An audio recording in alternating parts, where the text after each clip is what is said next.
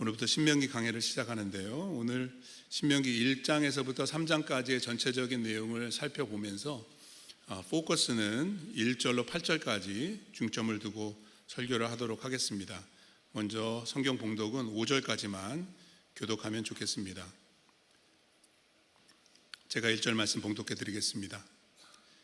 이는 모세가 요단 저쪽 숲 맞은편의 아라바 광야 곧 바란과 도벨과 라반과 하세롯과 디사합 사이에서 이스라엘 무리에게 선포한 말씀이니라. 호렙산에서 세일산을 지나 가데스 바네아까지 10하룻길이었더라. 40째 해 11째 달 그 달 첫째 날에 모세가 이스라엘 자손에게 여호와께서 그들을 위하여 자기에게 주신 명령을 다 알렸으니 그때는 모세가 헤스본에게 거주하는 아모리 왕 시온을 쳐 죽이고 에드레이에서 아스타롯에 거주하는 바산 왕 옥을 쳐 죽이고 5절 같이 읽겠습니다. 모세가 요단 저쪽 모압 땅에서 이 율법을 설명하기 시작하였더라. 일러스되 아멘. 한 번 더 기도할까요? 하나님, 우리에게 말씀해 주옵소서. 모세가 이스라엘 백성들에게 이 말씀을 전했던 것처럼 오늘 이 말씀으로, 이 성경으로, 신명기 말씀으로, 그리고 이 설교를 통해 우리에게, 나에게 말씀해 주시기를 기도합니다. 모압 평지에서, 광야의 끝자락에서 요단강 건너에 있는 약속의 땅을 바라보면서 모세가 출애굽 2세대들에게 마지막으로 당부한 이 메시지가 오늘 우리에게 주시는 새로운 메시지가 되게 하시고, 우리뿐만 아니라 우리의 다음 세대들에게 전수해 주어야 할 사명이 되게 하여 주시옵소서.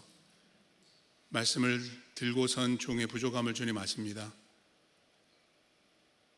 주님의 능력으로 붙들어 주시고 오직 진리의 말씀만 은혜롭게 잘 전하게 하시며 설교를 들으시는 모든 성도님들도 믿음으로 들으며 예배하는 귀한 시간 되도록 성령님 우리 모두와 함께 하시고 주장하시며 역사해 주옵소서.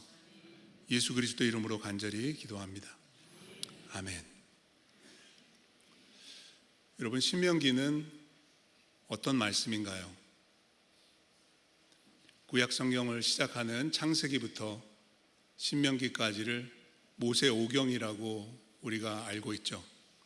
그래서 신명기는 모세 오경의 5번째 마지막 책인 동시에 모세 오경의 결론이라고 할 수 있겠습니다. 뿐만 아니라 신명기는 모세 오경 이후로 이어지는 구약 성경의 모든 말씀들, 역사서, 시가서, 그리고 선지서에 이르기까지 구약 신학의 중심이라고 해도 과언이 아닐 정도로 아주 중요한 메시지들을 담고 있습니다. 그렇다면 우리가 신명기를 어떻게 이해하면 좋을까요? 저는 신명기 개론으로 서론을 시작하면서 3가지 키워드를 여러분들에게 가르쳐 드리고 싶습니다. 신명기를 이해하는 3가지 키워드는 율법, 언약, 그리고 설교입니다. 신명기는 율법입니다. 신명기,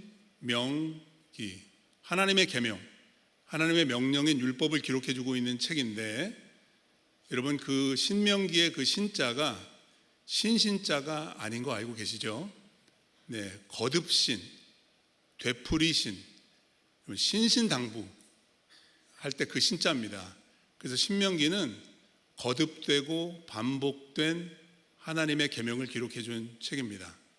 그래서 영어 신명기의 제목이 Deuteronomy이거든요. 이거는 히브리어 구약 성경을 헬라어로 번역했을 때 70인역이라고 일컬어지는 그때 붙여진 이름입니다.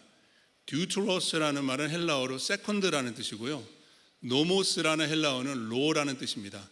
그래서 영어의 Deuteronomy도 율법의 의미를 담고 있지만 second law, 하나님께서 거듭 다시 주신 계명이다라는 의미를 담고 있습니다. 그래서 여러분 신명기를 읽어보시면은 10계명이 또 한 번 나옵니다.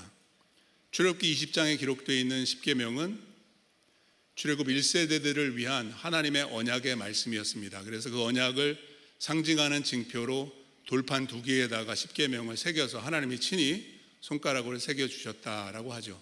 근데 그 말씀이 신명기 5장에 나오면 거듭 다시 한번 기록되어 있습니다. 왜 그럴까요? 이제 광야 1세대는 다 죽었거든요.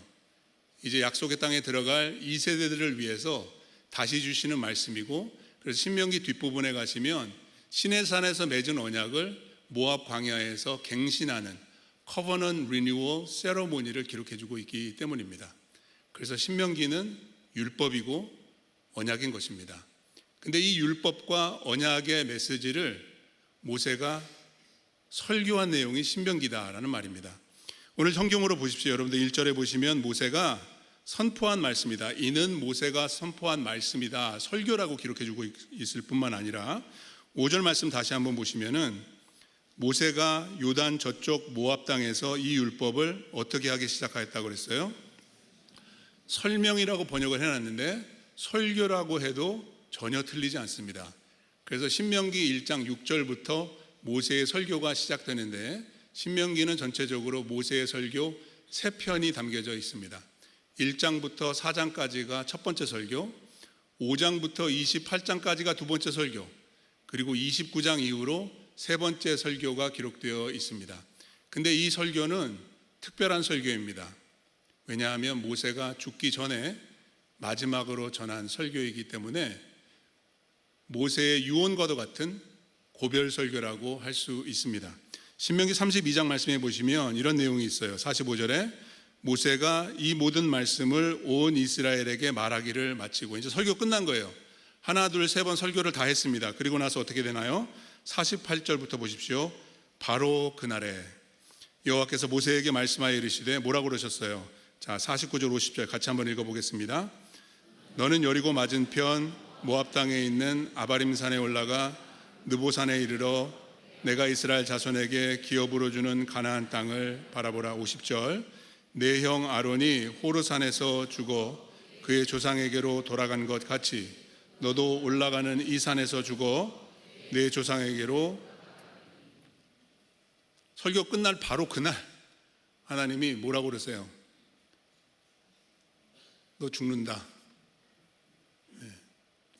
그날 죽었는지 아니면 느보산 올라가는데 며칠 걸렸는지는 모르겠지만 죽음을 앞두고 마지막으로 전한 설교다. 여러분, 이 설교를 듣고 있었던 광야의 출애굽 2세대들이 어떤 심정이었을까요? 다시 볼 수 없는 모세, 다시 들을 수 없는 그의 설교, 얼마나 엄숙했을까요? 모세도 그 설교를 전하면서 얼마나 간절했을까요?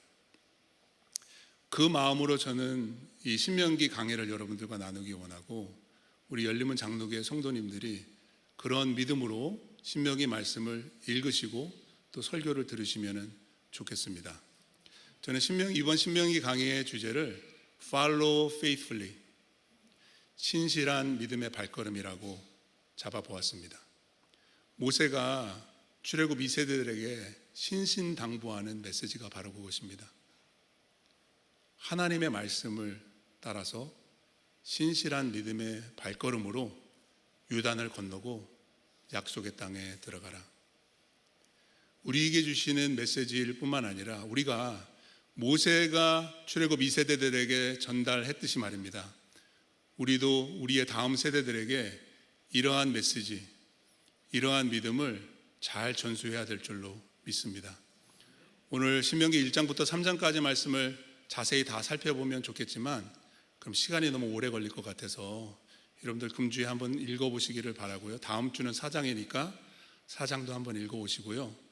오늘은 신명기를 시작하는 1장 1절로부터 8절까지 말씀을 중심으로 해서 과거를 넘어 미래를 향해 라는 제목으로 말씀을 나눠보려고 합니다. 사실 설교 영어 제목을 먼저 정했습니다.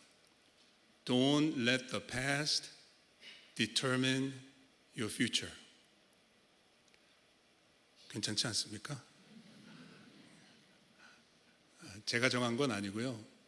이런 타이틀의 그런 설교도 있고 또 글도 있어요. 우리의 과거가 우리의 미래를 결정짓도록 해서는 안 된다. 여러분, 이게 굿뉴스입니다. 과거에 무슨 일이 있어도 우리가 어떤 실수를 하고 어떤 실패를 경험해도 예수 안에 있으면 새로운 피조물, 새로운 생명을 얻었기 때문에 우리의 과거는 절대로 우리의 미래를 결정지을 수 없습니다. 이것이 우리를 향하신 하나님의 마음이고 말씀일 뿐만 아니라 우리가 우리 다음 세대에 전해주어야 할 복음의 진리인 줄로 믿습니다. 어떻게 하면 과거를 넘어서고 그리고 밝은 미래를 향하여 믿음의 발걸음으로 나아갈 수 있을까요? 오늘 민수기 1장 1절부터 8절까지의 말씀을 통해서 몇 가지 교훈을 살펴보도록 하겠습니다. 먼저 첫 번째, 우리는 실패의 교훈을 잘 배워야 합니다. 요단을 건너지 못한 사람들이 너무 많이 있었거든요. 모세를 포함해서. 실패의 교훈을 배우십시오. 자, 본문 2절 말씀 보겠습니다. 호렙산에서, 신명기에는 신의 산이라고 하지 않고 호렙산이라는 별칭을 가지고 언급하니까 똑같은 산입니다. 호렙산에서 세일산을 지나 가데스 바네아까지 얼마 걸리는 길인가요? 10하루. 그럼 가데스 바네아는 약속의 땅 바로 전입니다. 여기서 정탐꾼들을 보냈던 사건을 여러분들 기억하실 것입니다. 11일밖에 걸리지 않습니다. 근데 약속의 땅에 들어가기까지 얼마 걸렸나요? 자, 이 33절 보겠습니다. 같이 읽겠습니다. 40째 해 11째 달 그 달 첫째 날에 모세가 이스라엘 자손에게 여호와께서 그들을 위하여 자기에게 주신 명령을 다 알렸다. 설교를 시작하기 전에 타임 프레임을 정해놓는 겁니다. 11일이면 가는 길인데 40년 돌아서 다시 왔다는 겁니다. 광야의 역사는 실패의 역사입니다. 왜 실패했을까요? 출애굽 2세대는 그런 실패를 하지 말라는 것입니다. 역사를 되풀이하지 말라는 그런 말씀이에요. 그럼 왜 그렇게 실패했는지를 알아야 될 거 아니겠습니까? 그래서 모세가 1장 이제 뒷부분에 읽어보시면 그 원인을 규명합니다. 자, 21절 보겠습니다. 1장 21절. 너희의 하나님 여호와께서 이 땅을 너희 앞에 두셨은즉 너희 조상의 하나님 여호와께서 너희에게 이르신 대로 올라가서 차지하라, 두려워하지 말라, 주저하지 말라. 지금 40년 전 얘기하고 있는 것입니다. 시내산에서 가데스 바네아까지 왔을 때 하나님께서 모세를 통해서 명령하셨다는 거예요. 뭐라고 그러셨어요?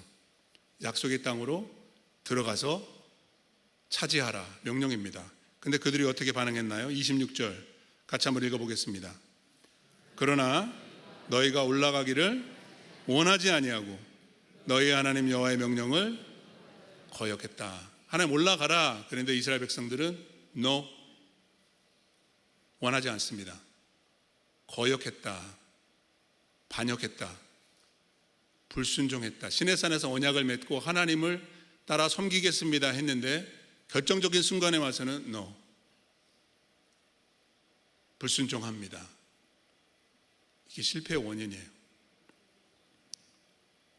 불순종하면 실패한다라는 거예요. 한 번이면 족한데 거듭 실패합니다. 자, 40절 말씀 보십시오. 40절 같이 읽겠습니다. 너희는 방향을 돌려 홍해길을 따라 광야로 들어갈지라. 그래서 그들이 약속의 땅에 들어가기를 거부하니까 그러면 다시 광야로 돌아가라 하나님이 명령하셨습니다. 그 명령이 어떻게 반응하는지 43절도 같이 한번 읽어보겠습니다. 읽겠습니다. 내가 너희에게 말하였으나 너희가 듣지 아니하고 여호와의 명령을 거역하고 거리낌이 없이 산지로 올라갔다. 여러분들 잘 아시는 이스라엘의 역사입니다. 들어가라고 그럴 때는 안 들어가더니 들어가지 말라고 그러니까 그때서는 들어가려고 합니다. 여러분, 이런 청개구리가 어디 있습니까? 근데 이 모습은 저와 여러분들의 모습인 것입니다. 왜 이렇게 불순종했을까요? 모세는 그 궁극적인 원인에 대해서도 잘 규명해 줍니다. 신명기 1장 32절에 나와 있는데요. 이것도 읽겠습니다. 같이 읽겠습니다. 이 일에 너희가 너희 하나님 여호와를 믿지 아니하였도다. 불신에서부터 비롯되는 불순종. 하나님의 말씀과 그 약속을 믿지 못하니까 그 말씀을 따라서 순종하지 못하는 것입니다. 불신과 불순종, 이게 실패의 원인입니다. 그래서 그 교훈을 잘 배워라. 하나님을 믿어라. 하나님의 말씀에 순종하며 살아라. 그러면 실패하지 않는다. 여러분, 순종하기가 쉬운가요? 불순종하기가 더 쉬운가요? 여러분, 순종을 좋아하세요? 불순종을 좋아하세요? 웃으시는 분들은 좀 수상하신 분들이에요. 여러분, 왜 우리는 순종하지 못하고 불순종할 때가 더 많을까요? 불순종이 쉽고 더 좋게 느껴지기 때문입니다. 우리는 사단의 유혹과 거짓에 속아 넘어가기 때문에 죄에 빠지는 겁니다. 그렇지 않습니다, 여러분. 순종에는 반드시 대가가 따르기는 합니다.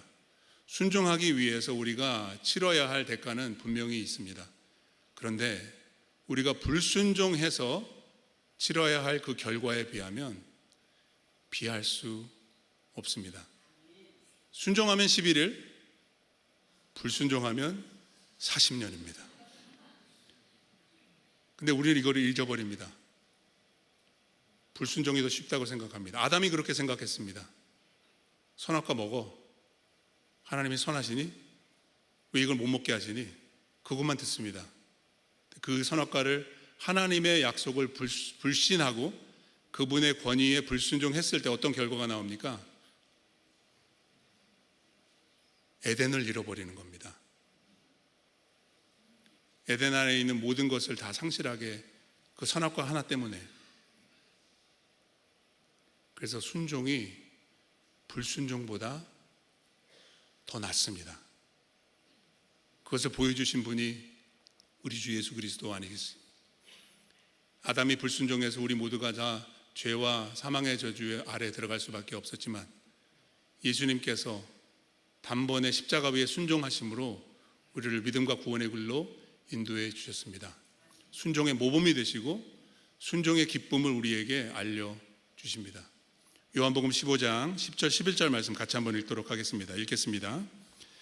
내가 아버지의 계명을 지켜 그의 사랑 안에 거하는 것 같이 너희도 내 계명을 지키면 내 사랑 안에 거하리라. 11절 내가 이것을 너희에게 이름은 내 기쁨이 너희 안에 있어 너희 기쁨을 충만하게 하려.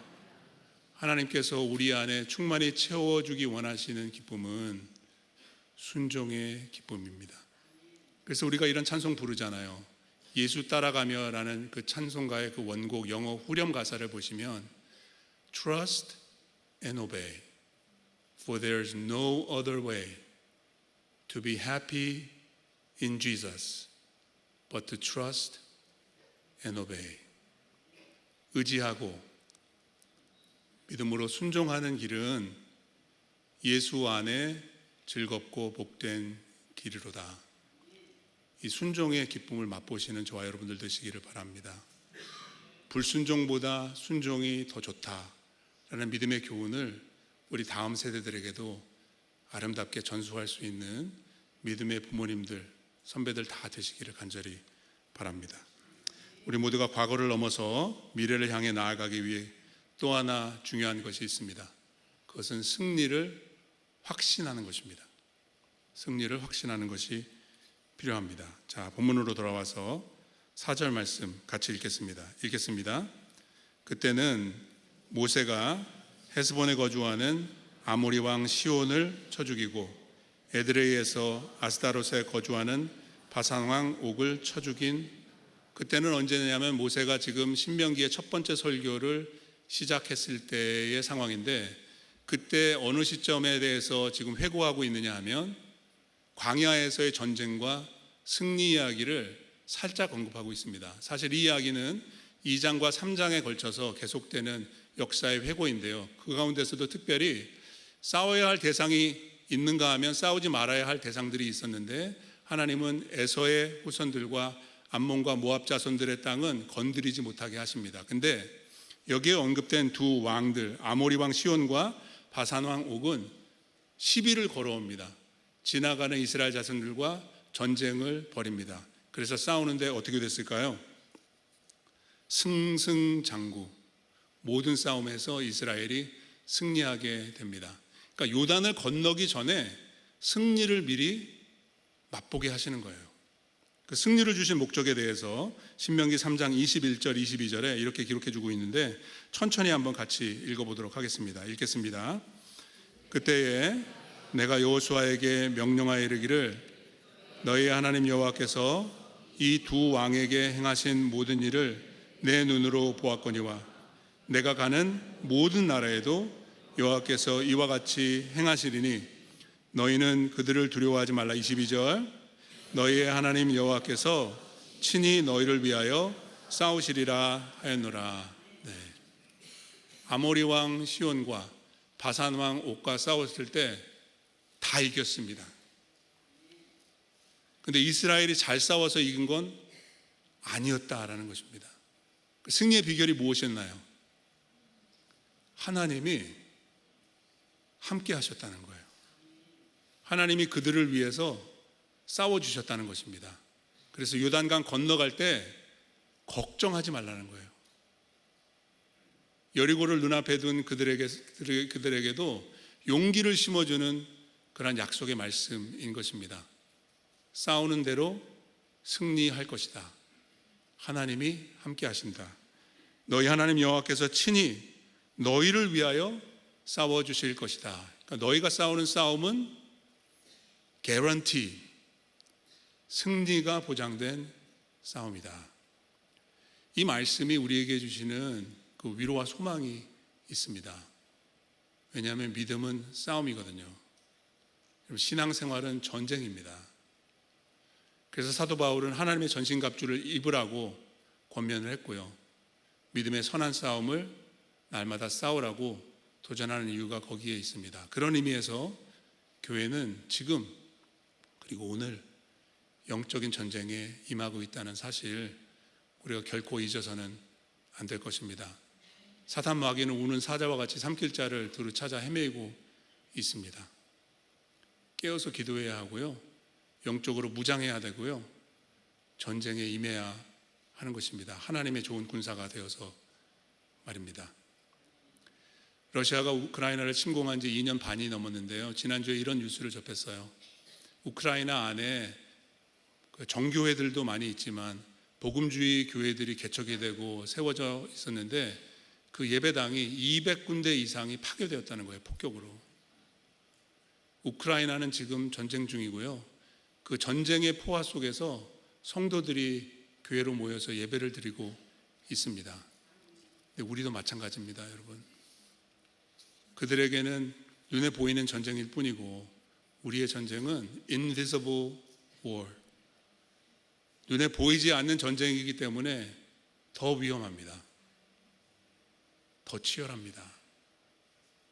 우리가 싸워야 할 결코 피할 수 없는 영적인 전쟁, 믿음으로 담대히 나아가 맞설 수 있기를 바랍니다. 우리의 용기, 우리의 믿음, 우리의 확신 어디에 있나요? 이 전쟁을 우리를 위해 싸우시고 이미 승리하신 예수 그리스도가 우리와 함께 하시기 때문이라는 것입니다.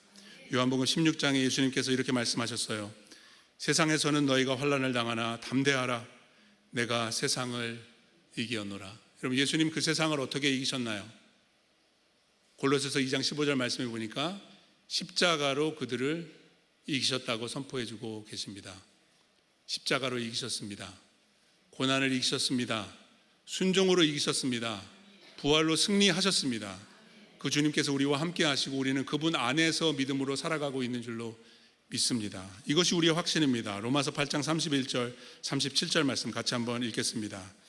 만일 하나님이 우리를 위하시면 누가 우리를 대적하려. 37절 그러나 이 모든 일에 우리를 사랑하시는 이로 말미암아 우리가 넉넉히 이기느니라.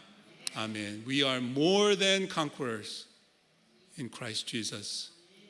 예수께서 이미 승리하셨습니다. 승리는 보장되어 있습니다. 우리는 담대해야 됩니다. 확신을 가지고 이 한 주간도 믿음으로 버티고 견디고 인내하며 전진해 나아가야 할 줄로 믿습니다.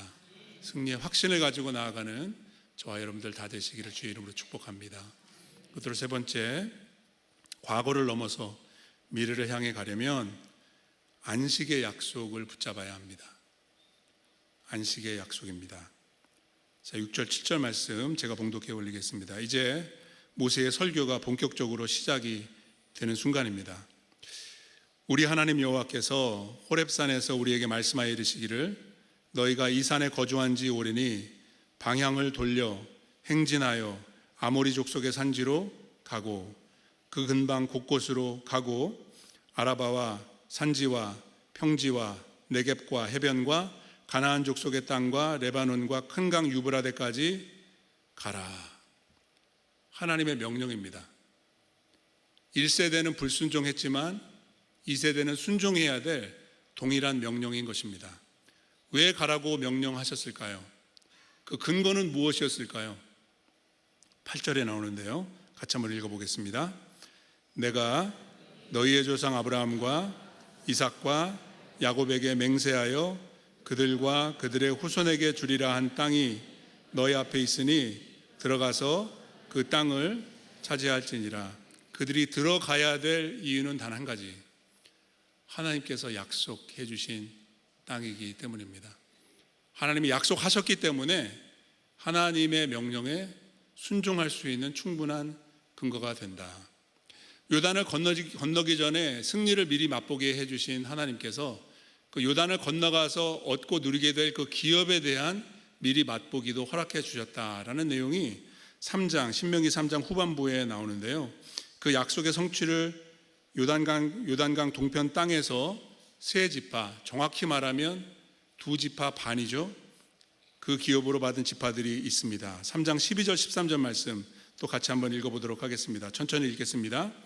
그때에 우리가 이 땅을 얻음에 아르논 골짜기 곁에 아로엘에서부터 길르앗 산지 절반과 그 성읍들을 내가 루벤 자손과 갓 자손에게 주었고 13절 길르앗의 남은 땅과 옥의 나라였던 아르곱 온 지방 곧 바산으로는 내가 므낫세 반지파에게 주었노라. 아멘. 사실 아브라함에게 주신 언약은 요단강 서쪽입니다. 근데 지금 여기에 언급된 루벤, 갓 그리고 므낫세 반지파가 기업으로 미리 얻은 땅은 요단 동편입니다. 3장 12절 13절에 나오는 지명들이 우리에게 익숙하지 않지만 그냥 요단 동쪽으로 그냥 이해하시면 됩니다. 하나님께서 왜 아브라함에게도 약속해 주시지 않은 그 땅을 미리 이 지파들에게 허락하셨을까요? 그 뜻은 무엇일까요? 3장 20절 말씀에 이렇게 설명해 주시는데요. 잘 들어보세요.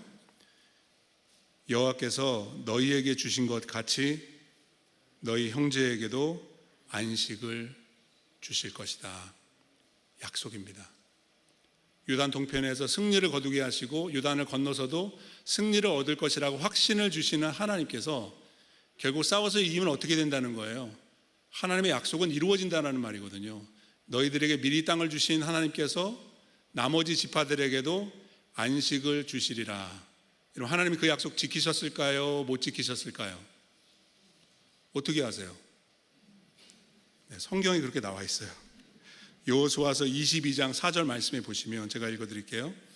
이제는 너희의 하나님 여호와께서 이미 말씀하신 대로 너희 형제에게 안식을 주셨으니, 지금 루벤, 갓, 므낫세 반지파에게 말씀하는 거예요. 그런즉 이제 너희는 여호와의 종 모세가 요단 저쪽의 동편에 너희에게 준 소유지로 돌아가서 너희의 장막으로 돌아가라. 하나님 말씀하신 대로, 약속하신 대로 안식을 허락하셨습니다. 끝일까요? Happily ever after? 성경은 정말 그렇게 끝나는 걸까요?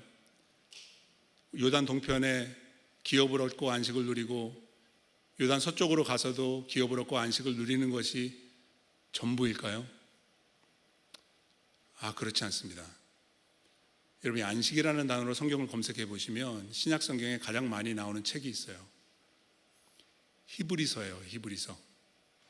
특별히 히브리서 4장에 이 안식을 주신 이 이야기, 신명기 여호수아의 이야기를 배경으로 해서 히브리서의 저자가 이렇게 권면합니다. 잘 들어보세요. 히브리서 4장 8절입니다. 만일 여호수아가 그들에게 안식을 주었더라면 그 후에 다른 날을 말씀하지 아니하셨으리라.